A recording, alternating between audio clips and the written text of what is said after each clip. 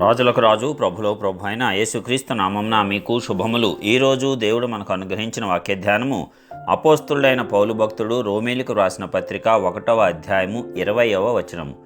ఆయన అదృశ్య లక్షణములు అనగా ఆయన నిత్యశక్తియు దేవత్వమును జగదుత్పత్తి మొదలుకొని సృష్టింపబడిన వస్తువులను ఆలోచించుట వలన తేటపడుచున్నవి గనుక వారు నిరుత్తరులై ఉన్నారు.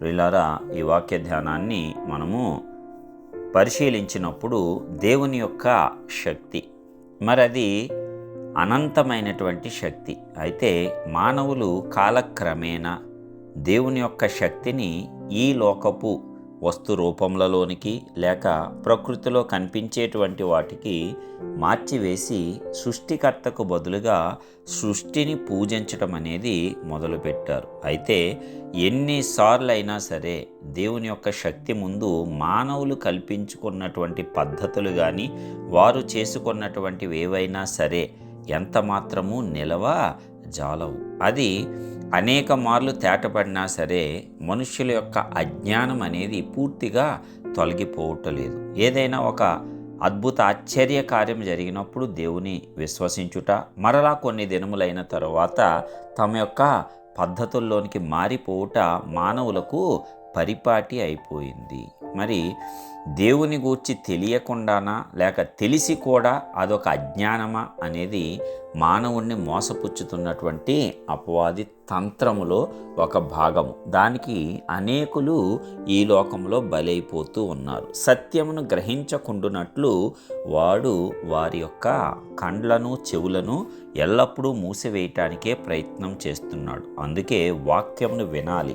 వినుట వల్ల విశ్వాసం పెరుగుతుంది. వినుట దేవుని గూర్చిన మాట.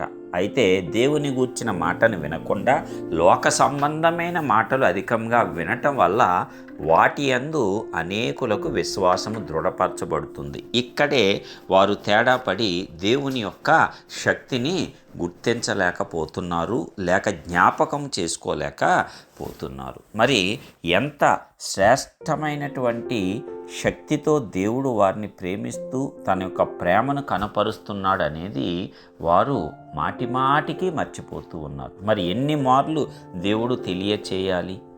మరి కాబట్టి ఒకసారి మార్పు నొంది మరి యేసుక్రీస్తునందలి విశ్వాసంతో బాప్తిసం పొందినవాడు మాత్రము ఈ రీతిగా మారటము దాదాపు అసాధ్యమే.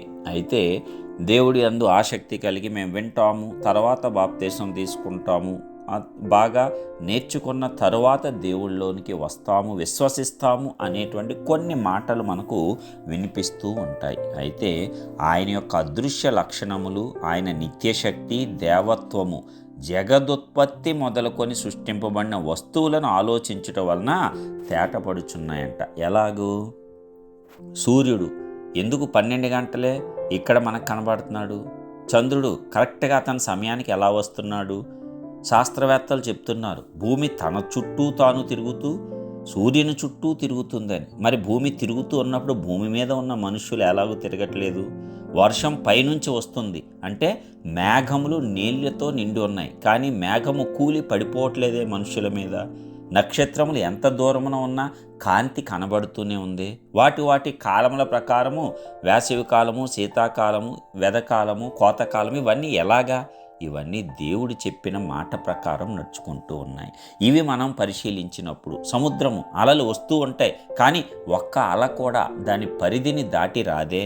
దేవుడు గీసిన గీతను దాటకుండా అది దాని యొక్క పనిని చేస్తూ ఉందే సముద్రము. కాబట్టి ఇలాంటివి మనము ఆలోచించుట వల్ల ఆయన యొక్క శక్తి తెలుస్తుంది. అప్పుడు వ్యర్థమైనటువంటి వాదనల వైపు ఏ వ్యక్తి వెళ్ళడు. మరి ప్రపంచంలో చాలా శక్తివంతమైనవి అన్నీ కూడా ఉచితమే. గాలి మనకు ఉచితంగా ఇచ్చాడు, పీల్చుకునే ఆక్సిజన్. అది లేకపోతే అసలే మనలో ఆ జీవం ఉంటుందా? ఉండదు కదా. కాబట్టి ఇలాంటి వాటిని మనం గమనించి ఆలోచించుట వల్ల మనకు ఆయన యొక్క శక్తి అనేది తెలుస్తుందంట. అప్పుడు నీవు వ్యర్థమైన వాటి గురించి ఆలోచించవు, వ్యర్థమైన వాదనల తట్టు నీవు వెళ్ళవు. కాబట్టి ఆయనకు కృతజ్ఞతలు చెల్లిస్తూ ఆయన శక్తిని తెలుసుకుంటూ ఆయనకు లోబడి మనం ముందుకు సాగిపోవాలి. ప్రభు కృప మనందరికీ తోడుగా ఉండునుగాక. ప్రార్థిద్దాం. సర్వోన్నతుడా, సర్వశక్తిమంతుడా, సర్వలోకాన్ని సృష్టించి పరిపాలిస్తున్న చక్రవర్తి, మీ ఘనమైన నామానికి వందనాలు తండ్రి. ఇదిగో మరి నాయన, అవును, నీవు అనాది కాలము జగదుత్పత్తి మొదలుకొని ఆ యొక్క సృష్టి ద్వారా నీవు సృజించిన వాటి ద్వారా మాకు ఆ జ్ఞానాన్ని తెలియజేస్తూనే ఉన్నారు.